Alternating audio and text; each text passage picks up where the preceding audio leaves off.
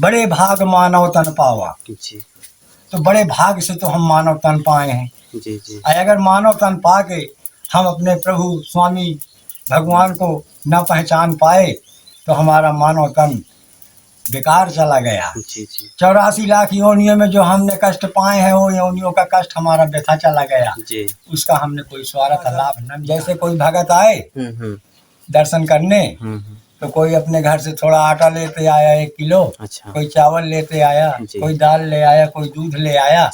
हम तो किसी से मंगाते नहीं हैं, लेकिन ये शंभू हैं, इनको तो तीनों लोग का ध्यान है। अच्छा। तो इनको ये भी ध्यान रहता है कि अब बाबा का खाने का टाइम हो गया तो इन्हें चाहिए। दोस्तों युगों युगों पहले से हमारे देश में साधु संत भजन साधना करते आ रहे हैं।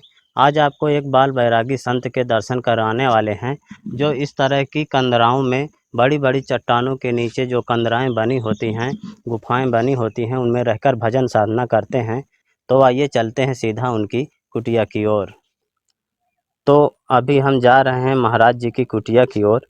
महाराज जी हैं आश्रम के, जो जंगलों में भजन साधना रहकर करते हैं। जी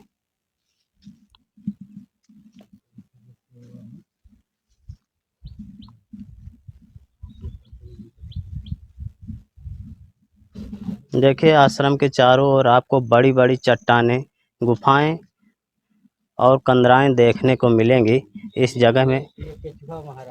अच्छा दोस्तों आश्रम में बहुत ही विशाल चट्टान है और चट्टान के नीचे कंदरा बनी है। उस कंदरा में महाराज जी नीचे गुफा है चट्टान के नीचे। अच्छा गुफा में रहते हैं महाराज जी। आइए देखते हैं, बहुत ही दुर्लभ सिद्ध संत के दर्शन आज आपको कराने जा रहे हैं। ये देखें दोस्तों, बहुत ही विशाल चट्टान है और चट्टान के नीचे बनी गुफा, आपको महात्माओं की गुफा दिखाते हैं। ये आश्रम के महाराज जी हैं। यहाँ पर 2 सिद्ध मूर्तियाँ रहकर वर्षों से भजन साधना करती आ रही हैं। सीताराम महाराज जी। ये देखें दोस्तों, ये विशाल चट्टान और चट्टान के नीचे हनुमान जी का छोटा सा मंदिर और महाराज जी शंकर जी हैं। अच्छा और ये महाराज जी आपकी इधर एक छोटी सी कुटिया बनी हुई है। जी और इधर महाराज जी आपकी भोजन प्रसादी बनती है। सीताराम बरसात में कहीं उचित स्थान नहीं है। अच्छा तो छाया की वजह से। अच्छा मतलब ये इसी के नीचे पानी नहीं गिरता। ये शिला है। हाँ शेषनाग जी हैं ये। अच्छा हाँ। अच्छा शेषनाग जी हैं। हाँ ये शेषनाग जी हैं। किस तरह की जगह में महाराज जी अपना भोजन प्रसाद बनाते हैं। भोजन प्रसाद की तैयारी ही कर रहे थे कि हम आ गए हैं। और इधर हनुमान जी का छोटा सा मंदिर है और ये चट्टान के नीचे गुफा बनी हुई है। गुफा में भोलेनाथ बैठे हुए हैं। ये देखें दोस्तों, ये भोलेनाथ इधर बैठे हुए हैं और ये गुफा काफ़ी गहरी है, अंदर जाना आसान काम नहीं है। अभी महाराज जी से यहाँ के बारे में जानकारी लेंगे। दोस्तों जिस जगह हम बैठे हैं ये कोई साधारण जगह नहीं है। ये एक विशाल पत्थर है और हम कंदरा में बैठे हुए हैं। पत्थर के नीचे एक गुफा भी है। इस साइड पीछे साइड गुफा है महाराज जी। जी और गुफा में अंदर भोलेनाथ भी विराजमान है और ये काफ़ी विशाल चट्टान है। और ये महाराज जी हैं, इस आश्रम में रहकर वर्षों से भजन साधना करते आ रहे हैं। महाराज जी ने कुटिया भी नहीं बनाई है, ये चट्टान के नीचे रहकर भजन साधना करते हैं। और यहीं दूसरी तरफ भी एक छोटा सा हनुमान जी का मंदिर है। यहाँ 2 मूर्तियाँ रहती हैं और चट्टान के नीचे ही महाराज जी अपना भोजन प्रसाद भी बनाते हैं। तो महाराज जी से आज हम जानेंगे कि महाराज जी कब से भजन साधना कर रहे हैं और क्यों कर रहे हैं। तो आप हमारे साथ वीडियो के अंत तक जरूर बने रहिएगा। सीताराम महाराज जी। सीताराम भैया। महाराज जी आप ये मतलब ये जो चट्टान है इसी के नीचे भजन साधना करते हैं। जी जी वो वैराग्य कैसे उत्पन्न हो गया? माया, भगवान के नाम से बड़ी माया संसार में कोई नहीं है। जी भगवान का नाम ही, भगवान का भजन ही, हमारा सत्संग ही, हमारा धर्म ही, हमारा मानव प्रेम ही हमारे लिए यही सबसे बड़ी माया है। जी जी जिसको आप माया समझ रहे हैं जी। वो माया नहीं है, अच्छा। वही इस काया को परेशान करने वाली माया है। जी जी तो हम साधु संत हैं, हम बहुत आगे का सोच के अपना निर्णय लेते हैं, जी जी संसार हमें नहीं समझ पाता, जी इसलिए हमने सब कुछ तुच्छ समझ के चले आए हैं, यहाँ कुछ लेके नहीं आए हैं। सब शंभू हमारे भोले शंकर खम्बेश्वर महाराज जी जी हमारा पालन पोषण करते हैं, और ना ही हम किसी के दरवाजे कुछ मांगने जाते हैं। जी। रातों दिन अपना यहीं रहते हैं। भोलेनाथ की दया से हम एक गाय भी रखे हैं, अच्छा। सुबह शाम एक एक लीटर हमें दूध देती है। जो आप जैसे भगत लोग आ गए तो दिन भर हम चाय पिलाते हैं, हम ये नहीं देखते कि हमारा दूध चुक रहा है कि नहीं चुक रहा। अच्छा। हमें तो प्रजा रंजन में ही हमारा रंजन है, जी उसी को हम अपना भजन समझते हैं सीताराम, जी बस। और हमसे बड़े भाग मानव तन पावा, जी तो बड़े भाग से तो हम मानव तन पाए हैं। जी जी अगर मानव तन पा के हम अपने प्रभु स्वामी भगवान को न पहचान पाए तो हमारा मानव तन बेकार चला गया। जी जी 84 लाख योनियों में जो हमने कष्ट पाए हैं वो योनियों का कष्ट हमारा व्यथा चला गया, जी उसका हमने कोई स्वार्थ लाभ न निकाला। जी जी इसलिए हम इन सब चीज़ों से भली भांति परिचित हैं, इसलिए हमने भगवान का भजन ही सबसे अच्छा धन दौलत रुपया पैसा माता पिता समझा। जी भगवान के भजन के आगे सब कुछ बेकार है। जी जी हाँ, राम नाम सार है, बाकी संसार सब बेकार है। जी। हर हर महादेव, खंडेश्वर महाराज की जय। तो महाराज जी आप ये चट्टान के नीचे ही रहते जी, हैं? इसी के नीचे हम रहते हैं 3 चाहे साल से। बरसात हो चाहे गर्मी हो, कोई सीजन हो, जी कोई सीजन हो, कोई विपदा आ जाए, जी हम यहाँ से ना जब से आए हैं तो ना कभी यहाँ से कहीं गए ना आए। जी हाँ, साधु भ्रमण नहीं करेगा तो उसका दिनचर्या नहीं कटेगा, जी उसका आश्रम नहीं चलेगा। जी। इसलिए भ्रमण करने कभी कभी चले जाते हैं। अच्छा अच्छा।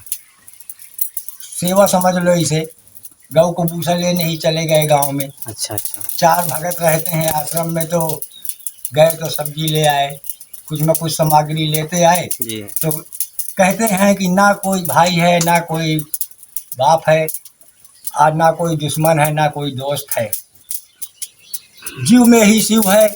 तुम दुश्मन को भी बैठ के बढ़िया प्रेम से रबड़ी मलाई या मान सम्मान दे के खिला के अपने घर से भेज दो, जी तो भगवान कहता है कि इससे बड़ा तुम्हारा पुण्य कोई नहीं है। जी जी। तो कोई शत्रु नहीं है, कोई दुश्मन नहीं है, हमारा तुम्हारा जाकी रही भावना जैसी, प्रभु मूरत देखी दिन तैसी।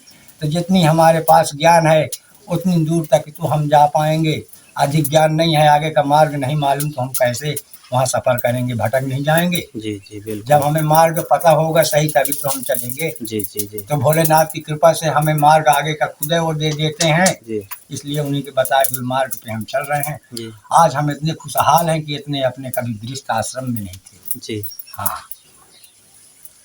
भोले शंकर की कृपा ऐसी है कि भारी आनंद है। जी महाराज जी आपने कुटिया भी नहीं बनाई है, आपकी कुटिया ये कंदरा ही है। जी जी जी।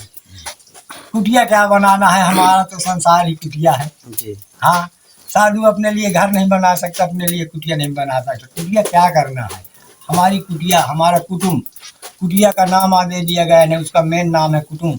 अच्छा। हमारा कुटुंब, कुटुंब बहुत बड़ा समाज है हमारा। जी साधु संतों का बराबरी कर लेना बिरला ही कोई होगा तो कर लेगा। जी जी सबके बस की बात नहीं, जी जी बहुत कठिनाई का रास्ता है। जी। हम्म। तो महाराज जी आपकी कुटिया में भोजन प्रसाद की व्यवस्था कैसे होती है?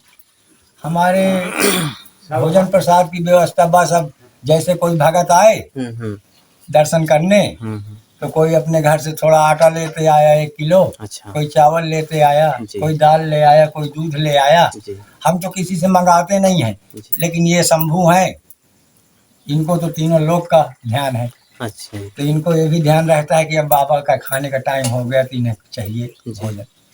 मानव रूप है तो भोजन चाहिए, मानव जानवर योनि होती तो हम पत्ता वत्ता खा लेते। जी जी। तो अब ये रोटी भी देते हैं, जी। मान सम्मान भी देते हैं जी। और सहन शक्ति भी देते हैं। महाराज ये गुफा आपकी कितनी बड़ी है? ये गुफा सीताराम हमारी कम से कम आधा बीघा की होगी। अच्छा दबी हुई है जमीन में। अच्छा अच्छा।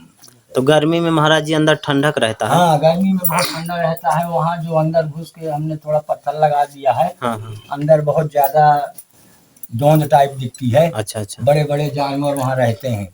अच्छा, तो महाराज जी जैसे जानवर रहते हैं तो आपको परेशान नहीं करते? नहीं, हमें नहीं परेशान करते हैं। अच्छा हाँ, हमें नहीं परेशान करते क्योंकि भोलेनाथ जी ने उनको सबको मना कर दिया है। अच्छा। ये हमारे अनुमति से ये संत यहाँ रह रहे हैं। हाँ हाँ। कोई भी इन्हें किसी प्रकार का दुख नहीं दे सकता। अच्छा महाराज जी, जैसा कि आप जो है काफी जंगलों के अंदर रहते हैं जी। ये देखिए चारों तरफ सब जंगलों के दृश्य हैं। हाँ। पहाड़ों के दृश्य हैं, काफी प्राकृतिक वातावरण से घिरा हुआ स्थान है। जी। तो बाहरी जानवर भी तो यहाँ आते होंगे? हाँ, बाहरी जानवर भी आते हैं। अच्छा। ये हमारा स्थान प्राचीन है। अच्छा। ये आज से 100 वर्ष पहले अच्छा की बात है। जी जी। हमने भी गाथा में सुना है कि यहाँ एक संत रहते थे। अच्छा। त्यागी बाबा जी। अच्छा अच्छा। और वो ऐसे संत थे कि गाय भी चराते थे, बकरी भी चराते थे, यहीं बांधते थे जी। उनके साथ में एक शेर भी रहता था यहाँ। अच्छा अच्छा। ये जो हनुमान जी के पीछे आपको दिख रही है रास्ता। अच्छा, ये गुफा है महाराज जी? ये गुफा है। इसके पीछे से अंदर से फिर घुस के अच्छा अच्छा। शेर की गुफा थी यहाँ। यहाँ शेर रहता था। अच्छा, ये अंदर? हाँ, हनुमान जी के पीछे यहाँ शेर रहता था। अच्छा, ये पीछे से आपके जाने का रास्ता? हाँ, ये रास्ता था उसका। अच्छा अच्छा अच्छा। हनुमान जी, ये भोलेनाथ जी के पीछे जो है शेरी ओरी बाबा जी बेड़ देते थे। अच्छा अच्छा। अब पहले ये हाथी खड़ा हो जाता था, इतना गहरा था। अच्छा। बहरा के बराबर। अच्छा अच्छा। फिर संत द्वारा इसको भोलेनाथ जी की पूजा और उसमें असुविधा होती थी। जी जी। तो सुविधा के लिए फिर इसको हमने चबूतरा बूतरा बनवाया, बुलवाया। अच्छा। हमने क्या, भक्तों द्वारा सब हुआ। हमने क्या किया, जो भी किया सब भगवान किया। जी। हाँ, तो उनका सिद्ध बाबा थे वो। जी जी। हाँ, वो सिद्ध बाबा थे। वो जो कह देते थे हो जाता था। अच्छा। इसी स्थान की बात है। अच्छा अच्छा। एक बार उन्होंने बहुत बड़ा भंडारा किया था यहाँ इसी जी। स्थान में, खम्बेश्वर में। जी जी। पूरे नगर के लोग आए थे अच्छा। भंडारा खाने। तो जो कि भंडारा प्रसाद सब तैयार हो चुका स्वामी जी का। जी। तो स्वामी जी का शेर आ गया। अच्छा। आके यहाँ ये इसी शेषनाग जी के ऊपर वाली चोटी में बैठ गया। जी जी। हजारों पब्लिक की संख्या में, ज्यादा पब्लिक के बीच में हड़बड़ मच गई। सब भागने लगे शेर को देख के। फिर बाबा जी ने जो सब लोगों को मनोबोध दिया कि मैं उसको खाना खिला के भेजे दे रहा हूँ, कोई कहीं मत जाइए, प्रसाद खा के जाना सब कोई। तो फिर बाबा जी ने उन्हें प्रसाद दिया है अपने शेर को, और खाए हैं और चले गए हैं। परम सत्य है, सत्य घटना है जी। तो महाराज जी वो स्वर्ग को चले गए हैं कि अभी हैं कहीं और नहीं, स्थान वो में? क्या हुआ कि उनका आ गया समय समाधि लेने का। अच्छा अच्छा।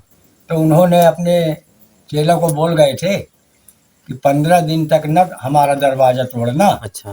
15 दिन के बाद जहाँ 16वां दिन हो जाए तो तोड़ देना। मेरी अगर मैं ना आ पाऊँ तो मेरी मिट्टी को ठिकाने लगा देना। अच्छा। समाधि बनवा देना इसी जगह। अच्छा अच्छा।